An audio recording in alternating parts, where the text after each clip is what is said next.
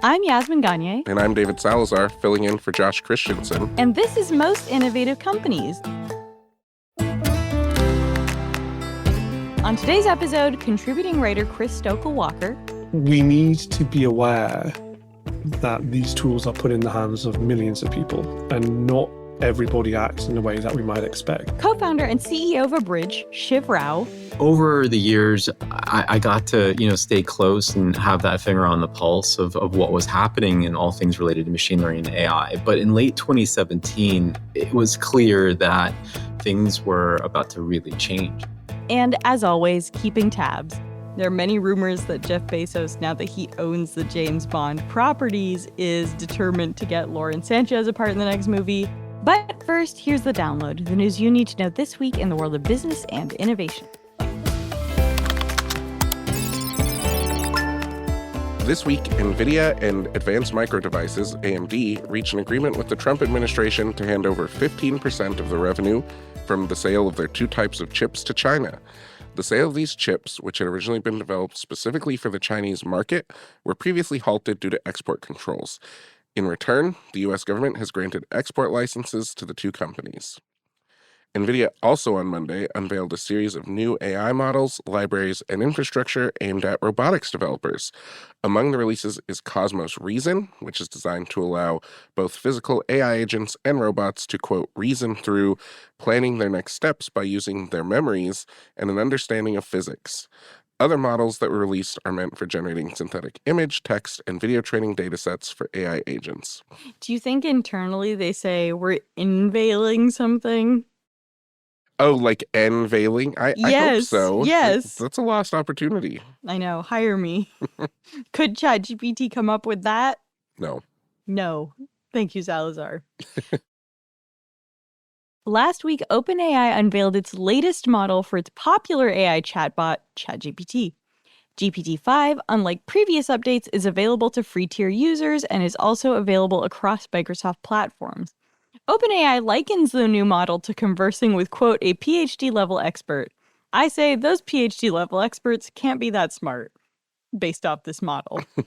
OpenAI also says it features improvements in writing, coding, and health queries. Some users, myself included, have complained that 5 is dumber than the last model and are upset that they can no longer use previous models of the chatbot, which have been retired by the company. At the same time, OpenAI announced a partnership with the federal government where it will give access to the enterprise-grade ChatGPT to all agencies within the executive branch. The technology will only cost the government $1 per agency for 1 year. Love it. I don't know, man. Just give it to them for cheap. Let them make the executive branch slop that they love so much. In non-AI news, consumer price data released on Tuesday signals that the trade war and tariffs levied by President Trump are making everyday goods more expensive for consumers. The consumer price index for July was up 2.7% from July 2024, and that was the same increase the CPI saw in June. The CPI remains elevated from April 2025's post-pandemic low of 2.3%, and core inflation in July was shown to have risen 3.1% from the year before, which was more than the increase that we saw in June. On Monday, President Trump extended the China tariff pause for another 90 days, giving the two nations more time to negotiate a trade deal. Paramount announced on Monday an exclusive deal with the Ultimate Fighting Championship, or UFC. I realized reading this that I actually never knew what UFC stood for all of the UFC's streaming and broadcasting rights to the tune of $7.7 billion. The deal will begin in 2026. 13 of the UFC's biggest events, as well as 30 fight nights, will all be available to stream on Paramount Plus without any additional subscription fees. In response to OpenAI's federal government partnership, competitor Anthropic also struck a deal. Anthropic is now offering its Claude models to all 3 branches of the U.S. government for the same price as OpenAI, $1 per agency per year.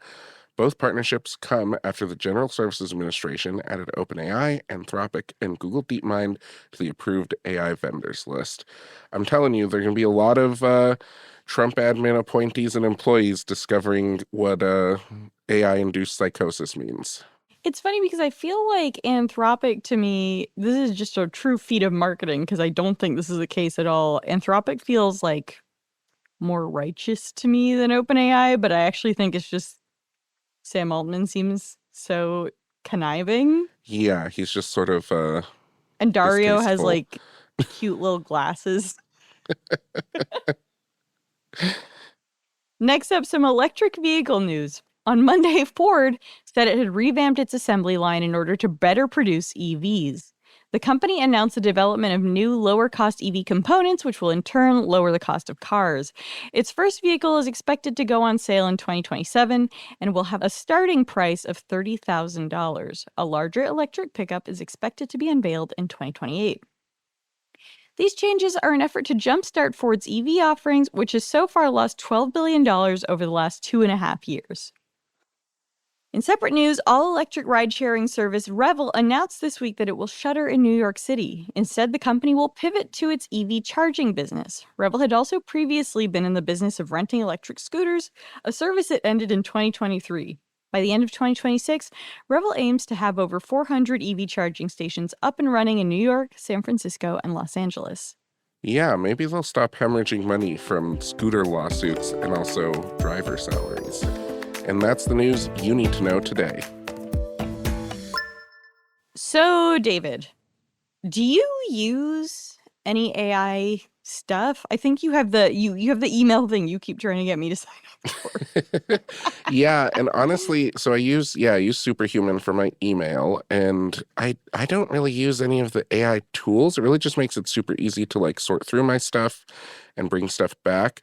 A lot of the AI tools that exist in it are sort of not amazing. Like you can hit a key to create an event from an email, but it will sometimes just like make up an email. No, that's my issue. Like, I feel that way about. I would love to be able to use, ChatGPT for research, for instance. Like, Mhm.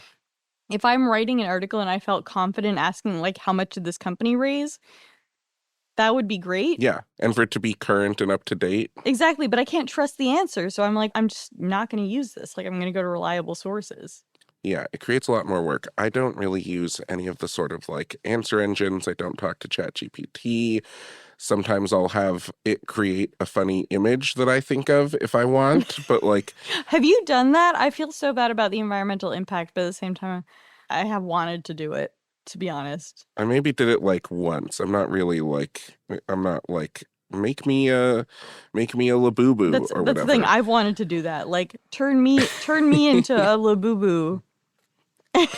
Uh, yeah, I can't justify it. I will say Harry McCracken, I was talking to him about AI tools, and he said that for writing a story that has a ton of interviews, he uploads his audio or the transcripts of the audio to Google Notebook LM, Mm-hmm.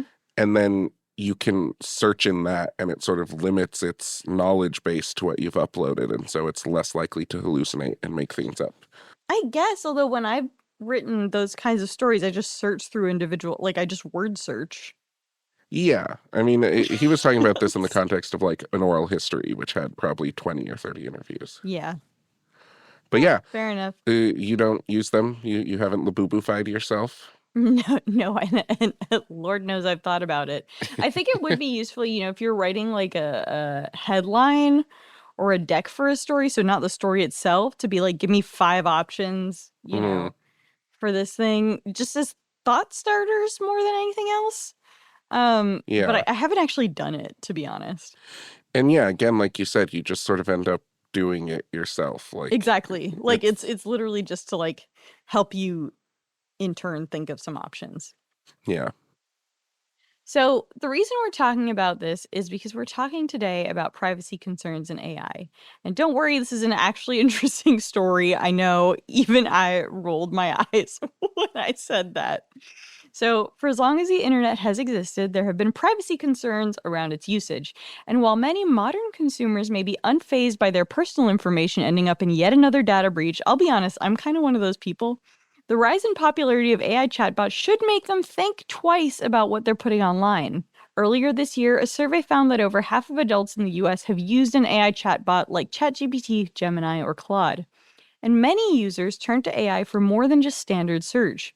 People, clearly not me and Salazar, use chatbots as stand-in for multitudes of things, from psychologists to doctors, with some users even forming friendships or romantic attachments to AI.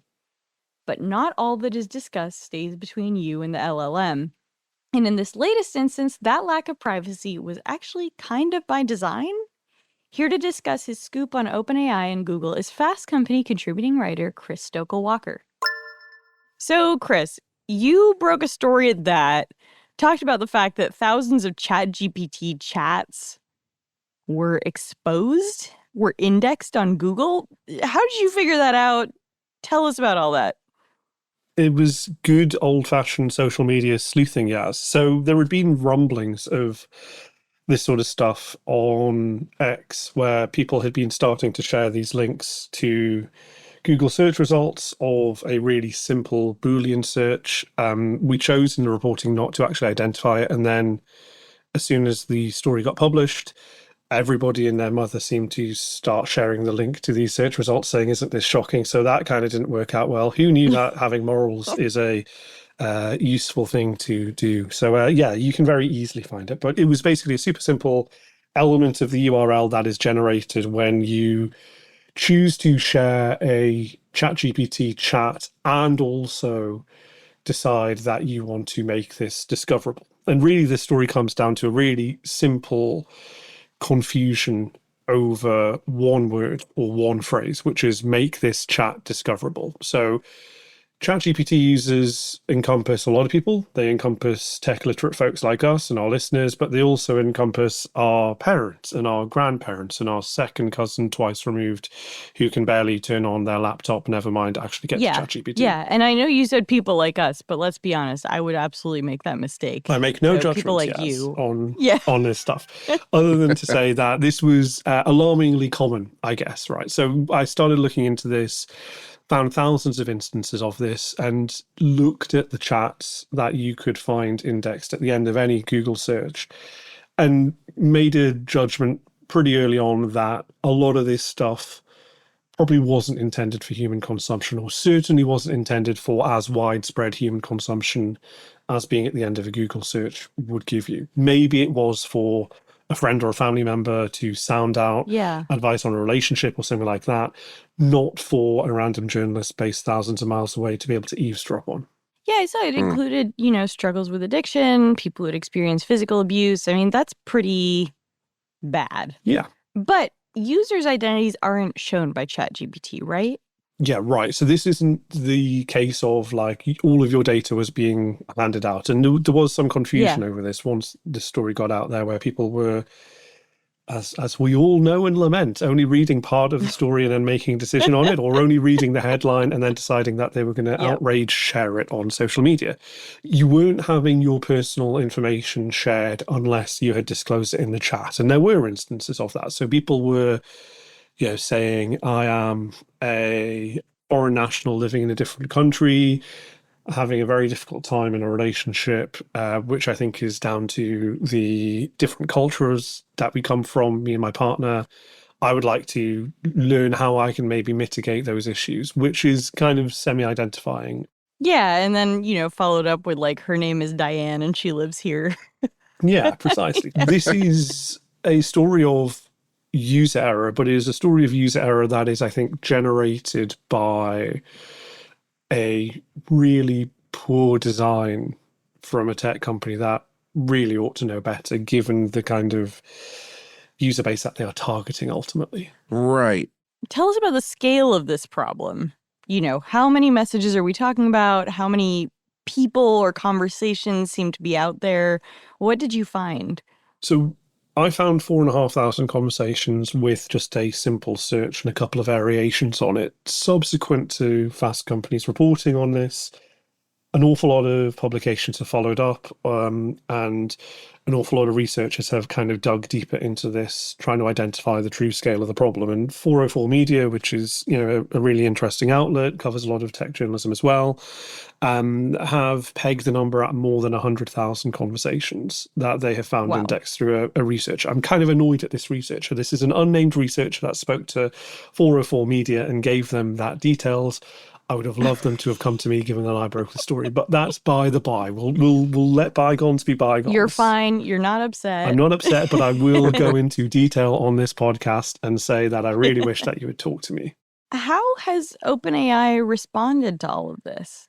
Do you want the how they've responded now, yes? Or do you want the how they've responded at the time? I want both. I want both. The latter thing first, for sure. Yeah, because this is where it gets messy, David. So how they responded first was to basically ignore the story in large part through official means. So not to get too inside baseball, but the process of reporting, as many of our listeners will know because they are very intelligent people, is that as journalists, if we have any allegations of wrongdoing or kind of issues with a website or a platform or a company, we have to put those to the company and give them the right to reply and say, this is true or this is false. This, you've got us or you haven't. We are making these changes or we're not. So obviously I had identified this stuff, had done due diligence in terms of the reporting, put it to OpenAI that this is out there, and got a response which offered no response on the record. They didn't want to comment officially on this, which I think was a mistake, given how the story kind of blew up in their face a little bit. So through an agency, they basically declined to commented on background, which is never useful for any of us unless it provides extra information. Yeah, and this didn't provide extra information, really. And, the idea of providing comment on background is something that tech companies love to do. Lots of publications. Drives me absolutely insane because half the time you're like, well, none of this was useful, but you also can't say did not respond to requests for comment. So you're just kind of like, would not comment on the record. Yeah. Which is not super useful. Yeah. Smoke screen. Yeah, and some publications take a really hard line approach on this, where they say if you're not commenting on the record, then we're saying that you haven't engaged at all, which is fair enough, because if you want to put something out there that is, a way of knocking down or arguing against a story, you ought to be able to put your name to it. Yeah. So they didn't do that. And then the story got published. I went to sleep in the UK because I'm 5 to 8 hours ahead of the US. And then around lunchtime, the day after, I got a phone call from OpenAI's PR. And this is not unusual for tech companies to try and push back against stories that they don't like once they've been published. It's something that as a... I gotta say, I'm always like, put it in writing. Yeah. Put it in writing. So I'm super misanthropic, so I enjoy the argumentation. You enjoy the back and forth. Yeah. And so this person was saying that my reporting was entirely wrong, that this wasn't an issue, that clearly the share functionality was obvious that it would be indexed because it said make this chat discoverable, which is at the crux of the issue. What they neglected to point out is that the make this chat discoverable is in big black writing that you have to opt into, but then underneath it in much smaller grey writing, they had this will be indexed on Google, basically. So you're basically saying there was a dark pattern, and that means that most people don't know. Yeah, and the argument that I had with the folks on the call was that my mother would not realise that. And then they said, well, your mother's a fucking idiot. No, they didn't quite say that. They said, not your mother wouldn't read Fast Company, to which I responded, well, actually, my mother reads everything that I write. Thank you very much. So, this is, she's very proud of her son. And then they conceded that point. But basically, they said that they disagreed with the reporting. They would offer a comment on the record now and decided to put it over.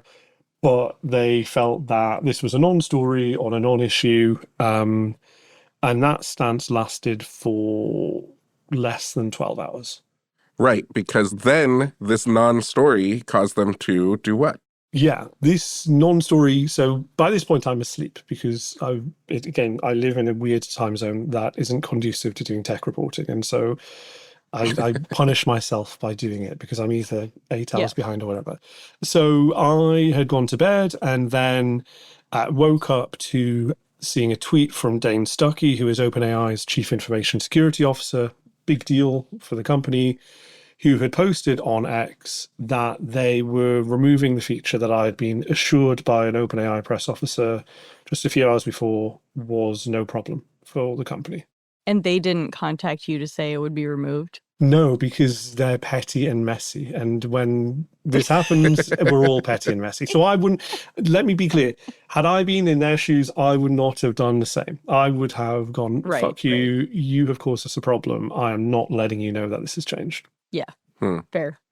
I would do that too. But what's interesting is that they kind of pointed out that actually they thought that, and I'm quoting directly from what Dane Stuckey says here, because it does contradict what they had initially said, and also it backs up our reporting that this was an issue. Stuckey said, ultimately, we think this feature introduced too many opportunities for folks to accidentally share things they didn't intend to, so we're removing it. So it's like I'm sorry you're bad at using our product. Yeah, which is true. We all are. I had written a story for Fast Company several months before this about Meta rolling out a built-in social feed to its AI app for its own AI assistants that would result in issues. And lo and behold, it did result in issues, and they've kind of had problems there as well. So, we have to account for the fact that not every user is gifted with the intelligence of a Silicon Valley tech executive or their perception of their own intelligence, whichever one you want to take, depending on how cynical you are. And that means that we make mistakes. I was going to say, I think that's quite a generous interpretation, because to me, it's like, I think an executive may also say, well, we can take advantage of, people won't realize that we're doing this kind of nefarious thing. Yeah. I mean, I think that is the case in a lot of instances with tech features. Yeah, it's like, to be super clear, and I think I've said this before on the podcast, I am a tech skeptic, tech reporter. Yeah. In this instance, I don't think there was a nefariousness deliberately done here. And I don't truthfully still, several days on from the reporting, fully understand why those chats were being indexed. Like, there have been some feedback from kind of ChatGPT power users who were annoyed that I had caused OpenAI to remove that feature because they had vibe coded a new, or not even vibe coded, they'd vibe conversed with ChatGPT to create this brand new innovation in physics or whatever that they felt ought to be shared with the world and indexed by Google to add to the kind of collective intelligence that we have. But beyond that, I don't see what purpose it serves, because ultimately, who cares? Yeah, I was, that was going to be my next question. Like, how is allowing these conversations to be indexed by Google beneficial to AI companies in general? The only thing that I can think of is that it is more links to their website that are being indexed, which therefore juices up their core website. But that is such a kind of growth hacky, tiny, small business SEO game plan that I don't think is needed for these sorts of things. So I think probably it was just they put in the feature because they thought it might be cool and they could. And they didn't really think through the second and third order ramifications of what happens when you do so. Has anything, I mean, you mentioned the Meta one. Has anything happened with other AI chatbots, something Grok or Claude or other LLMs? Yes, there's been subsequent examples of actually this happening. And the issue is compounded by the fact that we have not only kind of Google indexing this stuff with Grok and with Claude, but also then the Internet Archive indexing Google's indexing of this stuff. So there is now basically a permanent record of all of these conversations on there. And again, user error, but user error on the basis of a misunderstanding of the feature, which I think AI companies do bear some responsibility for. They created this feature so that the people who are the most annoying about using ChatGPT could share their dumb little conversations with ChatGPT, like Chris said, with no concept of ramifications, but also now the people whose private chats were indexed and have been re-indexed sort of have no recourse because, well, it was opt-in. Didn't you read the little gray script person who has very little general literacy about this and was just using this tool that everyone said was great?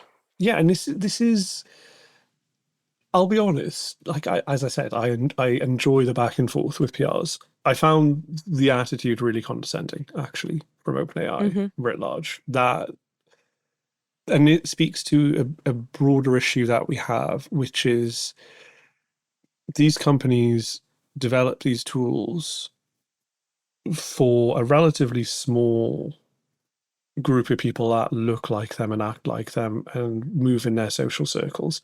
And I think that, and Yas mentioned dark patterns, and there's some really, really great researchers who are looking at this stuff. Colin Gray is a fantastic guy who looks at this, and I speak to him quite a lot about this thing. We need to be aware that these tools are put in the hands of millions of people, and not everybody acts in the way that we might expect. And when we're considering kind of the way in which the online world and the offline world basically have smushed into one, it's vitally important that we consider the impacts of those decisions and design choices that we make. Fast Company, by the way, has a really good design section that will cover all of this stuff plenty of times, and I've done so for them multiple times. You're getting at something that I think is pretty interesting, which is what OpenAI's kind of responsibility to its users is, right? Yeah, and it touches on, and again, if you're Elon Musk, then you have a strong opinion on this already, but it goes back to 10 years ago, the idea that OpenAI was founded to establish AI for the benefit of humanity. Like, to be clear, we have talked about this a lot, this story, because it is, I think, a really emotive, personal story that everybody can kind of imagine themselves getting caught up in. It is not the Battle of the Somme or anything like that. It's not like a massive, huge, world-changing story. But if you're a company that has set up to try and develop AI for the benefit of all humanity, small things like this do matter, and they can become quite significant and bigger if they are left unchecked. So last week, another AI company was caught being stealthy in another way. So this is basically an abrupt switch in topic, but can you explain what happened between Cloudflare and Perplexity? And I gotta say, I am fascinated by Arvin from Perplexity. His Twitter presence alone is crazy. Yeah, Arvin from Perplexity used to reply to my DMs, and then Perplexity got big and he no longer does. And now I regret not cultivating that contact as well as I should have. That relationship, yeah. Tech can be super messy and super kind of like argumentative. But generally, when you're at a company level, and if you're outside of the Sam Altman, Elon Musk, Jeff Bezos kind of triangle, you don't get kind of like the sort of high school tattletale gossip that you would expect from this story, which is Cloudflare randomly dropped a blog post that was just a massive bomb, basically saying that Perplexity is disregarding requests from websites not to scrape their content. So you can, as a website owner, ask for either your website not to be indexed by search, hint, hint, OpenAI might want to learn about that, Yeah. or have your kind of AI crawlers that are now so commonplace skittering across your website and hoovering up all of your data. So this thing called robots.txt, which lots of people know about now. Basically, it says a command when a web crawler comes knocking at your digital door and says, "Can I be let in?" You go, "No, the door is locked," and they move away. Except Cloudflare, which kind of protects large swathes of the internet, is regarded as a good custodian in this space and generally is drama-free. Drop this thing that says, hey, Perplexity is not respecting that, which is huge both for the kind of inside baseball element of, well, Cloudflare is doing something that they never ever do, but also huge in terms of the kind of impact that has. Do you think Cloudflare reached out to Perplexity beforehand? They're not a journalistic organization. They could just publish that blog post. Yeah, I mean, you would hope so. I think that generally these sorts of things happen with taps on the shoulder and kind of like, hey, we want you to pay attention. And perhaps that didn't take place in terms of the attention. So maybe they felt they had no other recourse to do so. But it was something that was really quite shocking, and something that a lot of the experts that I spoke to for my story were really appalled by. It's worth pointing out, not the first time that Perplexity has been alleged to have done something like this. They are being sued currently by Dow Jones for allegedly copying on a massive scale the content of those newspapers that Dow Jones publishes. They're in an argument with the BBC at the minute, ahead of potential legal action for scraping content from the BBC's website without permission. So it's concerning that this is potentially not the first time that this is alleged to have happened in many different ways. And just to be clear, are these all sort of, up until now, were these all kind of voluntary agreements where They were like, please don't scrape our site. And, a Perplexity was like, fine. You know what I mean? What kind of framework was there to enforce or kind of guard all of that? Yeah, well, this gets to the broader issue, which is the history of the web has been one based on kind of like, I hate to use the term because it's incredibly gendered, but gentlemen's agreements. And unfortunately, it was gentlemen's agreements often in the early days of the web. Yeah. Of like super nerdy folks who are setting this stuff up saying, we will follow these rules and probably we will have a listserv or a kind of like online bulletin board that will painlessly, endlessly, argumentatively debate the merits of them, and we will all follow them.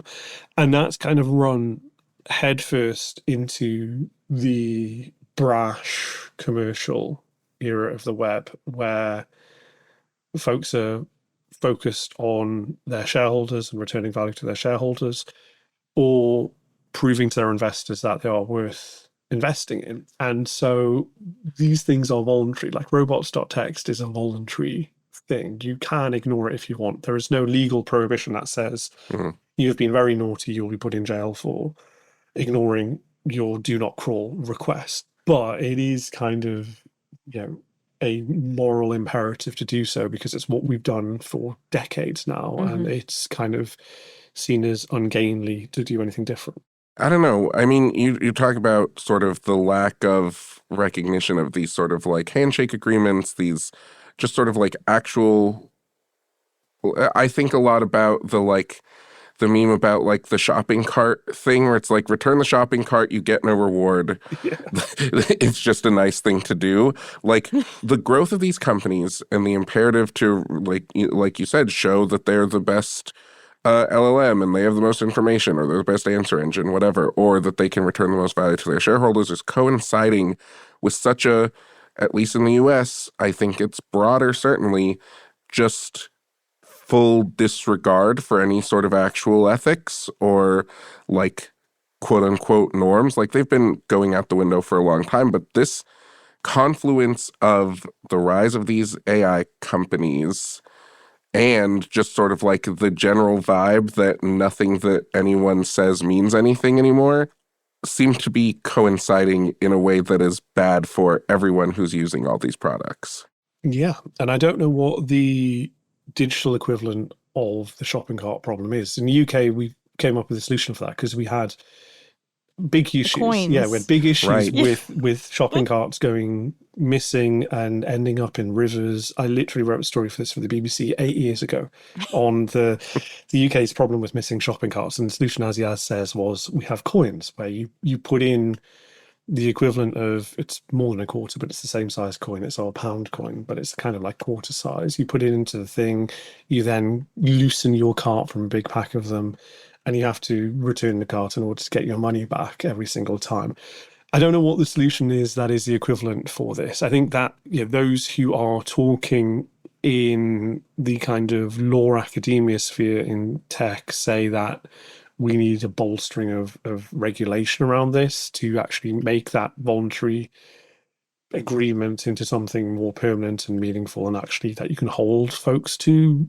Whether or not that will fly, given that we already can't agree on the continued existence of copyright law, which is something that's been around for more than a century in law and several centuries in kind of our society. This seems like small fry in comparison. It's also interesting, Salazar, you point to like a sort of sociological explanation. I would actually not necessarily disagree. I think two things can be true at once, but I would say there's just never been that many ethics in business, and we're just in an environment where every LLM sees now as kind of a winner-take-all environment where, you're in a race to get as many people as possible to use your LLM compared to the others, right? And this is kind of an output of that. Totally, yeah. Like there used to be an FTC that did a job. Like the only thing that's ever sort of reigned in the unscrupulous world of business has been regulation, like Chris said, and we're just at a point where that is a dirty word. And the money that these companies have accrued by sharing people's chats on Google prevents that. And it's really concerning, actually, because that that already very thin veneer of regulation is breaking even more. So over the weekend, we heard that US diplomats in different countries, basically sit in the consulate or whatever, are now being tasked by Marco Rubio to lobby European governments to try and weaken tech regulation here in Europe. So we're kind of like mixing business with politics in a way that is, trying to, I guess, it's the art of the deal turned into human rights in some way. Well, yeah, and Nvidia's Yeah. now has that weird agreement with the US government that is insane to me. It's basically a protection racket, isn't it? Like, hey, we won't charge you tariffs if you kick us 15% of your Chinese sales. Like, what? Fully insane. There was more developments this morning, and I woke up and I was like, okay, I'm going to digest this later. I think this is a great place to end this segment. Chris, thank you for talking us through that. We'll be back with Chris for keeping tabs, but first, we are going to take a quick break, followed by my interview with Shiv Rao from Abridge.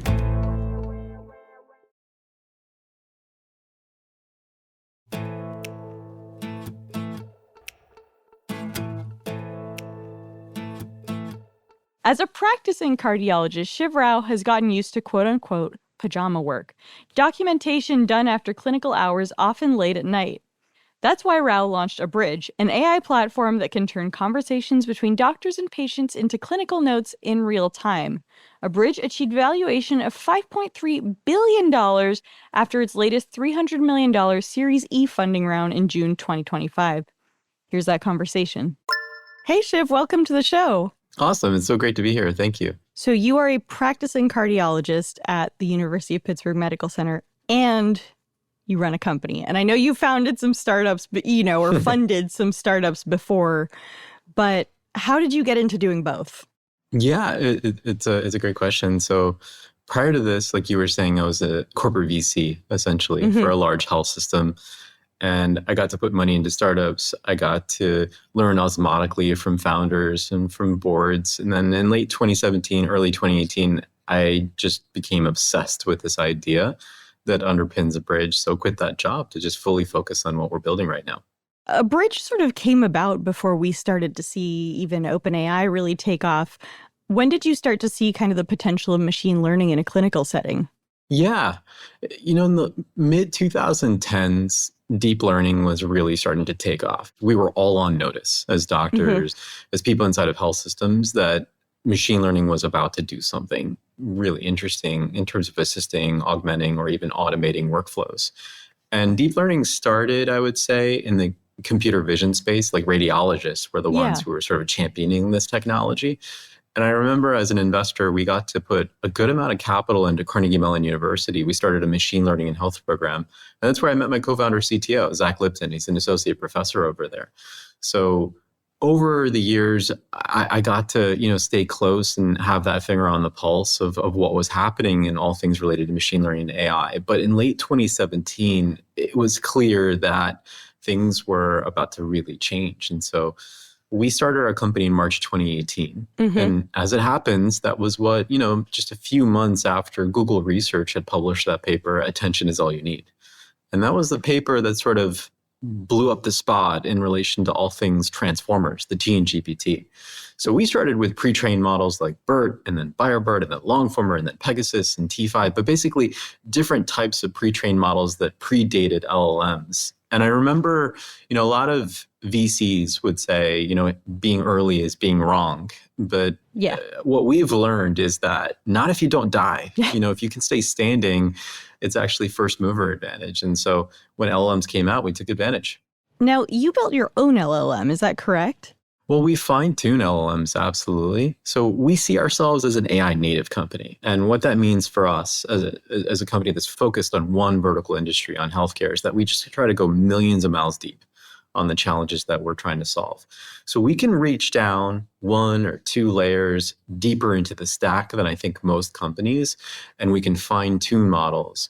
We can train our own models where it makes sense, and we can also do what we call post-train, or what researchers call post-train. And that means we can leverage all of the edits that our users are giving us on a daily basis. And that could be millions of edits every week. And all those edits can feed our models to be that much better all the time. And so what we've learned over time is that the difference between a party trick and an enterprise grade platform is that scientific layer, is that ability to hit maybe 15 to 20 LLMs to create one piece of output. And maybe 14 of those LLMs are your own proprietary fine-tuned models, and maybe only one of those hits is an off-the-shelf web scale model. But regardless, like being able to think maximally, I think can make a huge difference. The question people have for sort of any sector-specific company that uses LLMs is, could the giant LLMs eventually become so good that they can compete with you on what you've built? Like, how do you think about that going forward, especially with the rapid pace of evolution in the space? Yeah, it's a great question. I remember there was like a Sam Altman quote, perhaps it was last year, like Time's a Circle. I don't remember. It could have been more recently, where he said that if a new web scale model comes out from an OpenAI, or it could be from Anthropic or Google or whoever, if that model comes out and you celebrate the new benchmark, the new discoveries, the new performance, then you're going to ride incredible waves. However, like if the new model comes out and you're scared, if for some reason you're nervous about how the floor has risen, you might be screwed. So I think that there's also a very, very convenient perspective for him to have. Also, like, let's be very clear. Yeah, totally. No question about it. But there is something to be said about that, because like the ground is shifting so quickly. Things are changing all of the time. Yeah. And I think that across different verticals, industries, there are some specific use cases, some specific problems where you're never going to be perfect, and you'll always be able to be less than perfect. You'll always be able to go even deeper. And those are the opportunities where you can create, real value. You can build a company that can create incredible impact. You were talking about post-training, and I wanted to also talk a little bit about what your models are trained on, because I imagine most conversations with doctors and clinical data is private, right? How does that work? Absolutely, yes. These conversations are sacrosanct, and just sort of give you a sense of like what we're all about. We truly believe over the next 5 to 10 years that we're not going to be able to fully automate a doctor or a nurse. And I think the folks that are out there saying that we'll be able to fully automate all the things that they do don't really understand all the things that they do. And I say that with all the bias in the world as a practicing cardiologist. Yeah. There was an American Journal of General Internal Medicine article that was published a few years ago that suggested that doctors need 30 hours a day to get all of their work done. And so what we're all about at Abridge is trying to find a way to unburden them as much as possible from all the clerical work that crushes their souls at night. And, the conversation, we believe, is actually a platform. We can leverage that conversation to get at all of these different tasks and jobs. And clinical documentation is one of them. Certainly, like that's been the one that we'll continue to go deeper and deeper on. But moving from there, we can get into tasks that are immediately adjacent. We can get into order entry, for example, back into the medical record. We can get into... Well, you all are integrated with Epic, right? Yeah. We integrate with Epic, and we integrate it with other medical records as well. But being able to be in that workflow, I think you're pointing out, is like absolutely crucial. We think that the ideal user experience feels like good air conditioning, where you're not aware of it. Yeah. When it's set right, you're just like comfortable and you're focused on all the other things. And so that said, we are moving now increasingly from like a mostly passive experience that's just sort of happening for you in the background into something a little bit more active. But back to your initial question around post-training. Yeah. Every single day, we are able to, with a good amount of our health systems, we're able to leverage edits that people are making.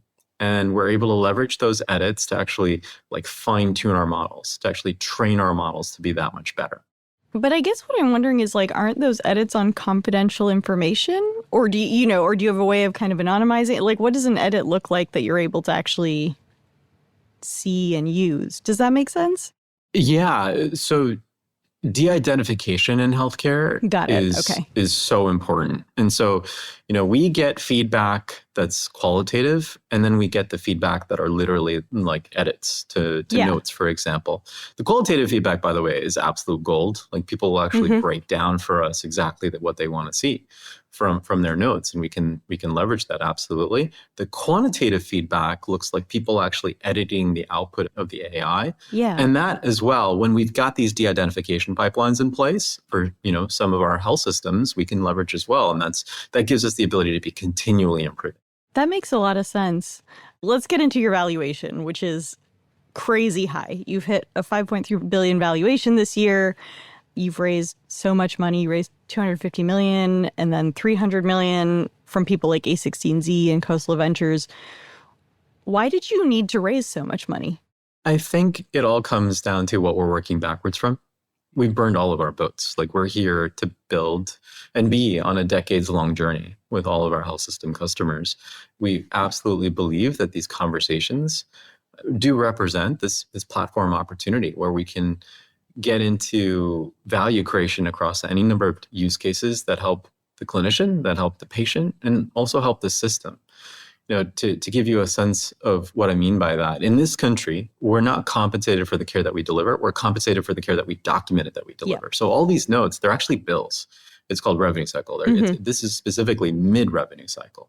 And when I was at a health system, I used to spend some time basically going from department to department and doing these lunch and learns, these like pizza and PowerPoints. And we try to teach doctors about revenue cycle. Somehow I was tasked with this job. And every single doctor in those rooms. Yeah, it was like you had somebody foisted that one on you. Yeah, I know. No. Yeah, totally. Not a good one. But all those doctors would have 1,000 yard stare. Nobody wanted to be there. Yeah. Everyone would want to get back to clinic, see their patients, get home as fast as possible, see their families. And so what we're doing in a sense is we're taking our models to revenue cycle school. We're taking our models to what's called risk adjustment school as well. So in this country, you're also compensated, or you could be, for the quality of care that you deliver, like what those outcomes look like, how well your patient does over time. And regardless, these notes end up being the artifacts that have to capture all of that information at a level of detail and fidelity that Medicare would accept. Yeah. And so we have a huge responsibility. And, back to party tricks versus platforms, that's where we can go really, really deep. That makes a lot of sense. I've ended up in the ER in 2 different countries recently. And what I'll say is, the US approach to the ER and the bill you get afterwards is very different from the UK approach to the ER, just because of the socialized healthcare system. Yeah. Does Abridge think about that? How do you factor that in? I think the approach to billing in a socialized healthcare system is a little different. Like, how do you plan on working with that kind of system? Yeah. What does that all look like? Yeah, it's true. Like different countries have different rules and notes take on different roles. Yeah. One thing that's common though, really around the world is that these notes follow a specific format. And part of that format actually comes from first principles around communication. If I see a patient in clinic, I want to make sure that the nurse who follows, the resident who follows, the specialist who follows me, that they all have a sense of what I was thinking and why I prescribed a specific diagnostic or therapeutic. So you're saying regardless of the ultimate billing purposes, it always needs to be clear anyway, right? Totally. Is that fair? Totally. That's right. Because when you're in those conversations, what's actually happening? People, patients, they're telling stories. They're telling stories about who they are, who their families are, their family history. They're telling stories about how they were recently in the emergency department. And clinicians are writing what we call histories and physicals. And so if healthcare really is about storytelling, it's about capturing stories and capturing them in a specific way that helps us get to the right answers, then AI has a role. And that's where we started. And, we're able to go a lot deeper. I want to come back to something you just said, which is you've kind of burned all your boats. And I don't know if you meant it in this way. Maybe you did. A lot of AI companies with similar functions to yours in different industries have been acquired. You've sort of raised enough that it would be really difficult for a company to acquire you, if that makes sense. What kind of exit or what does the sort of 10-year future of this company look like? Is it a public company? I want to be I want to Do be, not tell me you know, you have not thought about this outcome. That is like no.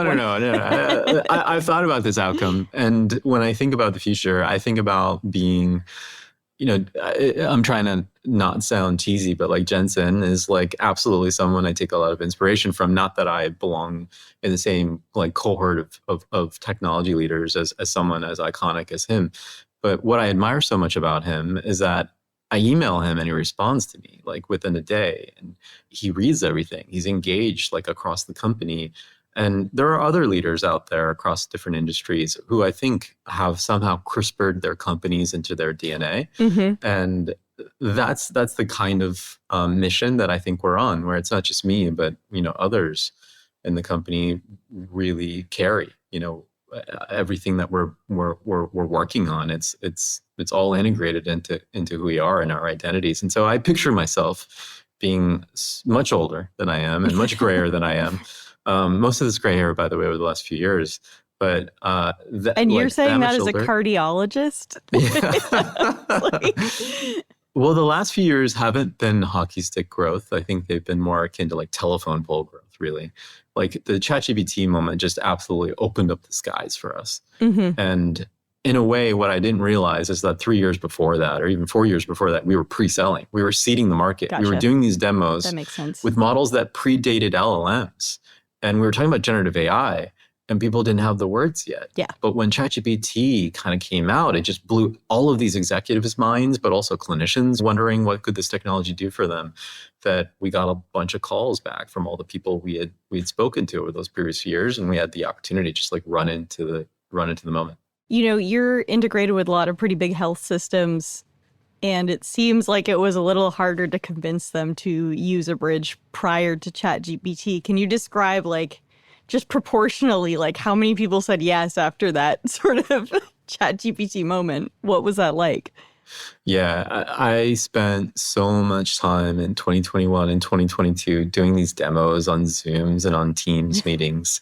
And we would do a demo, and then they would ask me to put my hands up because they couldn't believe it. But I could tell that this was novel, and it was like fun for them to see this demo, but it wasn't something that they were seriously considering. I think where a lot of stars had to align is that there's a public health emergency, in the United States, where 2 out of 5 doctors don't want to be doctors in the next 2 to 3 years, and up to 30% of nurses don't want to be nurses in the next 12 months. And some of them want to start companies. Well, I feel like I'm, yes, absolutely. Like so many of them are trying to solve their own problems. But yeah, I think for me, this was just one of those moments where like we need technology in a way we've never needed technology before.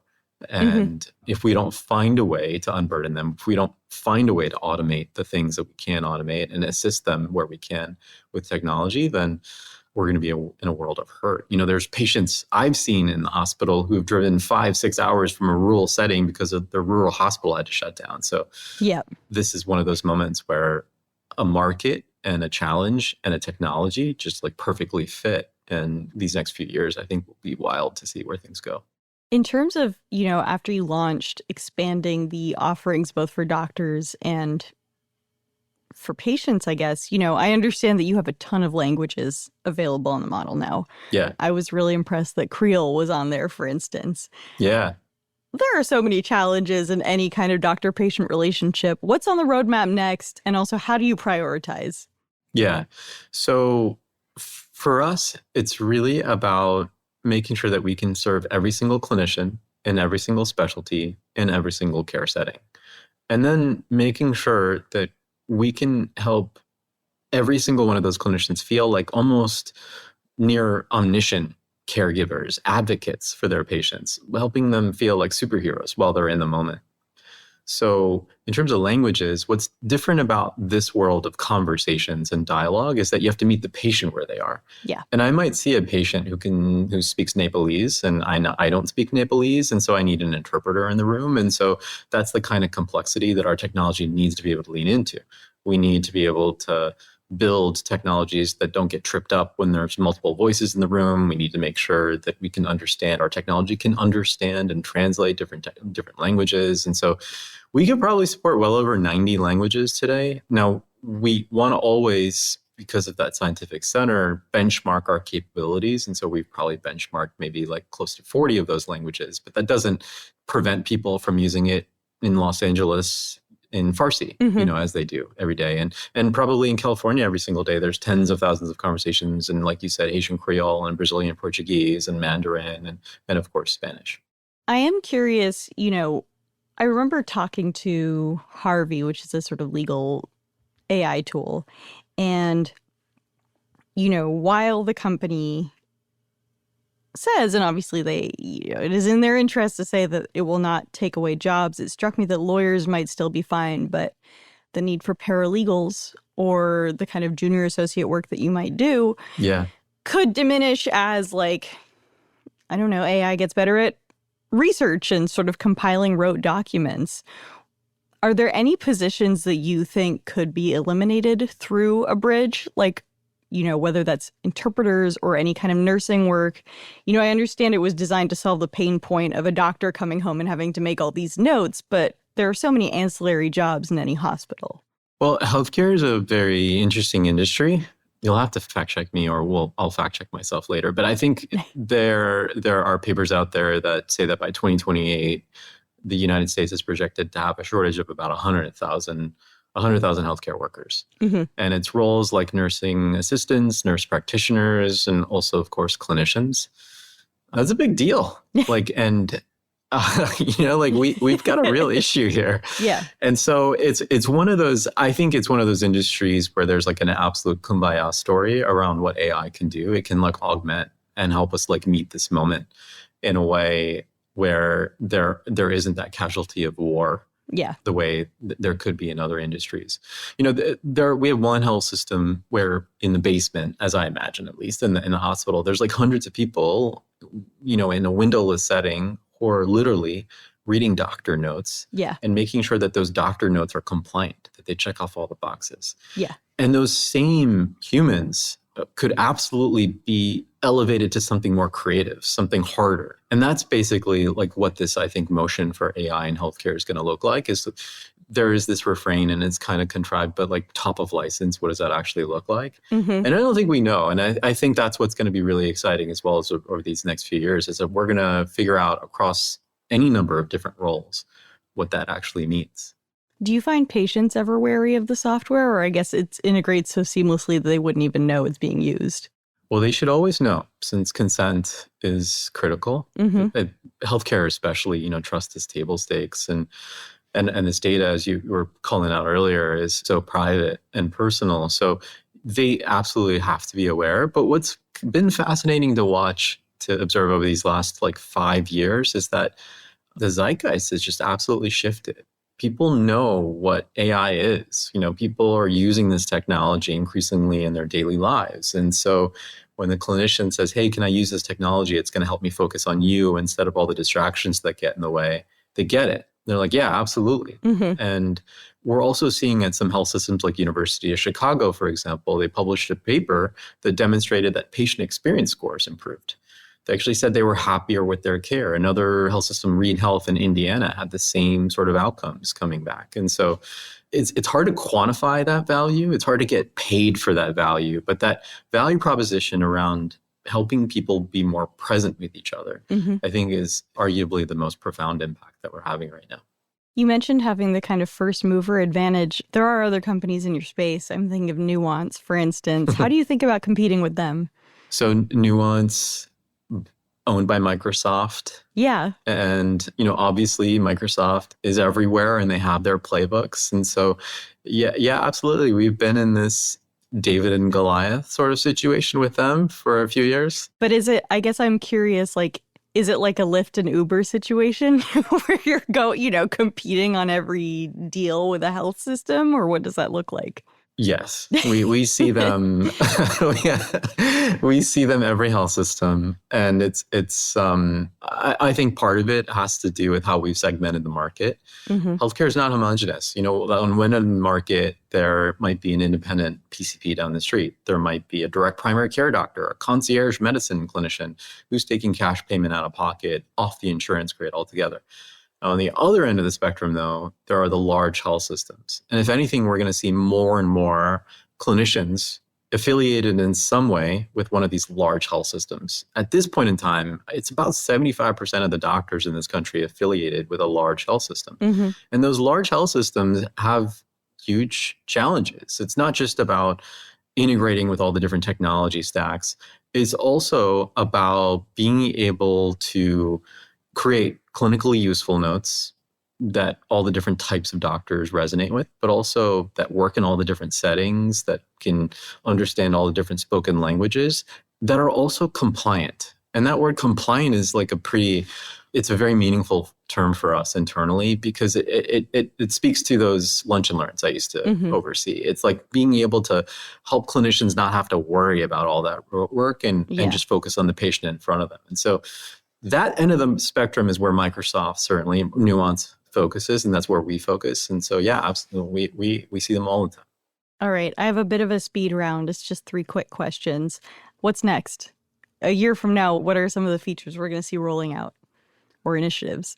Yeah, the thing I'm most excited about is that we're moving from being mostly passive, like that good air conditioning idea, to a little bit active, like active. Being again. loud air conditioning. No, I'm just kidding. And it's not like flashing lights. It's not beeping sounds. But when you hit stop and you look down at your phone, we can give you a quick tip. We can give you a cue. And that cue might look like, hey, this patient in front of you sounds like, maybe you should consider this diagnostics. Oh, wow. That's clinical decision support. Yeah. Interesting. We're absolutely charting a course to get there. But in the near term, in the now term, what it looks like and what we're about to talk a lot about is something like prior authorization. So let's just say I see you in clinic and I prescribe you a cardiac MRI. Sometimes I place that order and it takes weeks, sometimes months, to get that cardiac MRI done. Yep. And you might have a specific insurance plan and a specific geography that requires like 6 specific things to get documented, to be addressed. And it's impossible for any clinician to keep up with all this stuff. And the ground is oftentimes shifting, like they're changing their criteria on some, basis that I don't understand. And so this is a really good spot for AI. So, our AI is trying to, pun intended, build a bridge between providers and payers. Like it's listening to the conversation. And payers actually, for any number of these procedures, they just want to make sure that the clinician was thoughtful. Yeah. And the clinician doesn't know what the payer's thinking, how they're defining thoughtful. I mean, the payer probably just doesn't want to spend too much money also, but yes. Yeah, absolutely. And so you're in the conversation, you hit stop, I look down, it's like, hey, Shiv, for Yaz in front of you, like these are 6 questions you got to ask. You asked 5, you want to ask that last question. And so being able to help clinicians, as they call it, close gaps in the moment while the patient's in front of them is part of this bigger push for us to sort of shift left. So much of what happens in healthcare, you can swim upstream to the actual conversation, and you can find a way artfully to get jobs done. And that means downstream, there's less friction, there's less paper cuts, and ultimately there should be a better experience, but also outcome. Second question, when are you going to be profitable? Are you profitable? No, that's certainly not our objective function right now. But you've raised a lot. Yeah. Right now, it's just growth. Like we are, as much distribution as we've got. There's still any number of clinicians who don't have this technology, and so being able to grow right now is a top priority. But also being able to innovate at the same time and get into these new use cases, these new features and experiences is a big deal. So that's what we're focused on right now. But I think in terms of thinking about profitability, in terms of your earlier question about thinking about going public, those are certainly things that float in our heads, but we're prepared minds on how those adventures could go down, but not today's sort of obsession. Yeah, that makes a lot of sense. You are a physician in Pittsburgh, and I believe all of our listeners mostly know about the medical field in Pittsburgh via The Pitt. Yeah. HBO's The Pitt. And I'm curious, have you watched it and how accurate is it? I know it's an ER. You are not an ER doctor. Yeah. That show is really accurate. Clinicians. Really? Oh, totally. This Very is like stressful. Yeah, I know. Very stressful show. I mean, this is one of those shows that I think has like helped a lot of doctors feel really seen. That's like the refrain I keep hearing. Really? Yeah, and the writers for the show like know what they're doing. Like they are Now they might concentrate a lot of stories and a lot of action into, obviously into the structure of like this There's is not a day mass in the shooting ER. every day. Yeah. Yeah, exactly. But the way they react and the way they practice medicine is absolutely accurate. It's funny, we have like these annual conferences, like customer conferences, and we had our first one last year. So it's still new to us, but we're having another one this year where we try to get Noah Wiley to do a fireside, to do like a. Damn, that'd be good. But Yeah. he was recording like a show at the same time, so it didn't work out. But Him and his mom keep going on the news to talk about gaps in the healthcare system. And I'm like, I love you. Maybe a doctor should talk about this. he's well spoken though, because Yeah, it's true. he was on a podcast talking about Abridge. I don't know if you heard that one. Oh, really? I didn't know yeah, that. I'll send you the clip. But he like pitched us better than we do. Like he broke it all down. It was pretty He'll be your impressive. spokesperson. Be like, I'm not a doctor, but I play one on TV. Yeah, exactly. And I use Abridge on television. I love it. Well, this was great, Shiv. Thank you so much for coming on the show. Yeah, thank you so much. Such a privilege. Really appreciate it.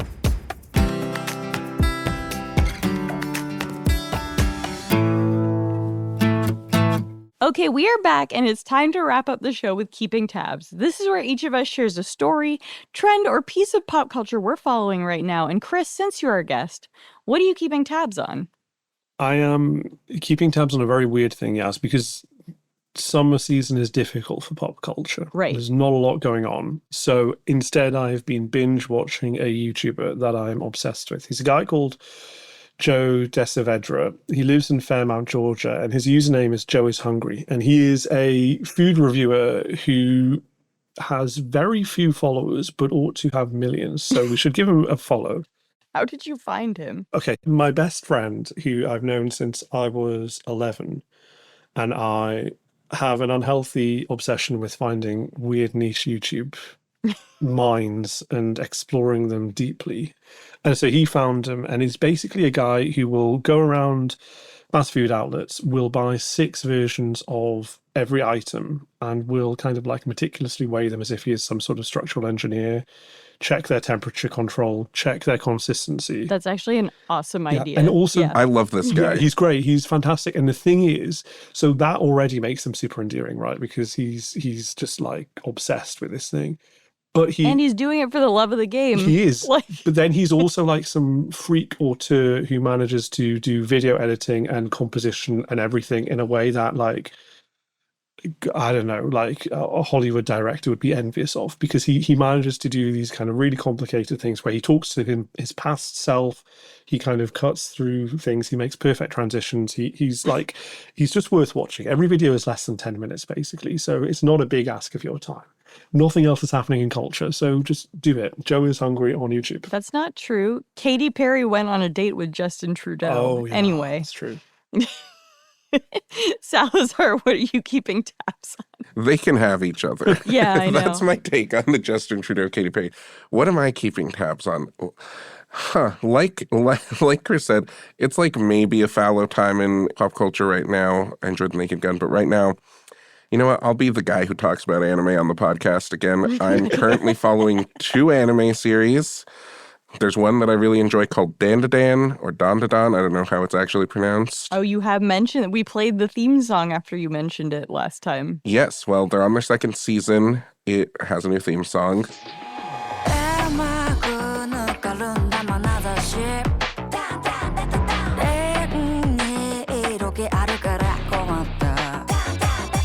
It's great. It's on Netflix and Crunchyroll, actually, because of how the licensing for that one played out. It's not a Crunchyroll exclusive, but it's fun. It's sort of the concept is like, what if ghosts and aliens were both real and they were fighting each other to sort of maintain control of Earth? And it sort of centers like a cute little like teenage romance situation, but also a lot of fun supernatural stuff. And another sort of supernatural one that's on Netflix is called The Summer Hikaru Died, and it's about this guy whose best friend like disappeared in the mountains near their town, and they thought he was dead. He came back, but he knows his actual friend is dead, and this is sort of like a possessed version of his body that is harboring like an evil mountain spirit. I feel I'm not a big anime fan, but I feel like you've just described like the core plots of every anime that I've ever heard of. Like, are they atypical of anime, or are they like the? They're pretty out there. I feel like there are a lot of ones that are just like really boring slice of life stuff, but these get into fun supernatural stuff. And also the Summer Hikaru Died is a little gay. It's like not formally a boys love anime, but there's some clear romance between the leads. Anyway, sorry. Yaz, what about you? Katy Perry? I have two. No, I have two. I have one real quick one, and then I have a real one. The first is, have you guys seen the rumors? And it was just picked up by OK Magazine USA and Jezebel. So I don't know how true it is, but there are many rumors that Jeff Bezos, now that he owns the James Bond properties, is determined to get Lauren Sanchez a part in the next movie, which is so funny, and I really hope happens. The best thing about that is that in response to that on X, loads of people have been posting the clip from Studio 60 on the Sunset Strip where the similar thing happens and the person just can't do news reading or whatever it was. Or was it the newsroom? Whatever Aaron Sorkin one was, the one after the West Wing, and was awful. Oh. Yeah, Studio 60. Yeah. Oh, well, both. Yeah.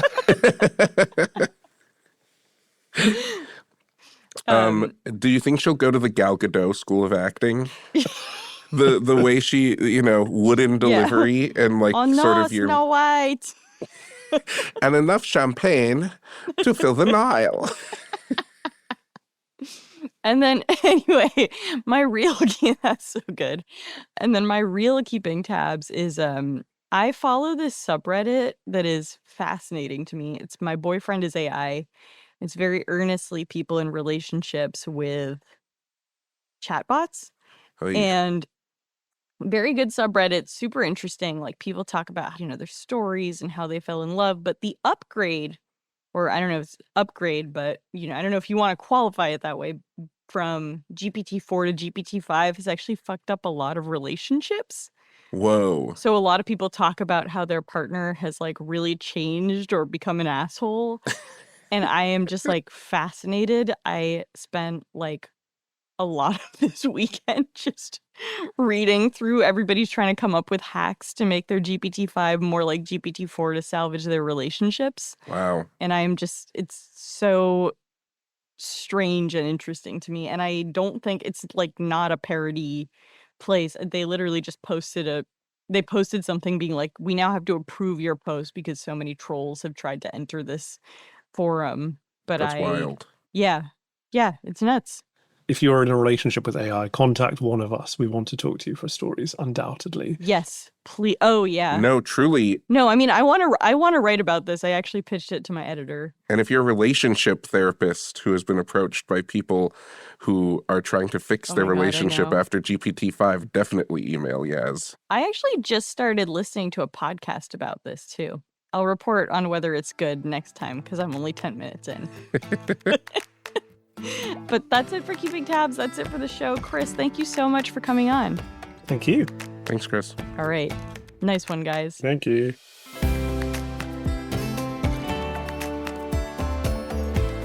And that's it for Most Innovative Companies. Our show is produced by Avery Miles and Blake Odom with help from Sam Gabauer and Hawa Atori. Editing by Matt Toder. Mix and sound design by Tad Waddups and Nicholas Torres. Our executive producer is Josh Christensen. Remember again to subscribe, rate, and review, and we'll see you next week.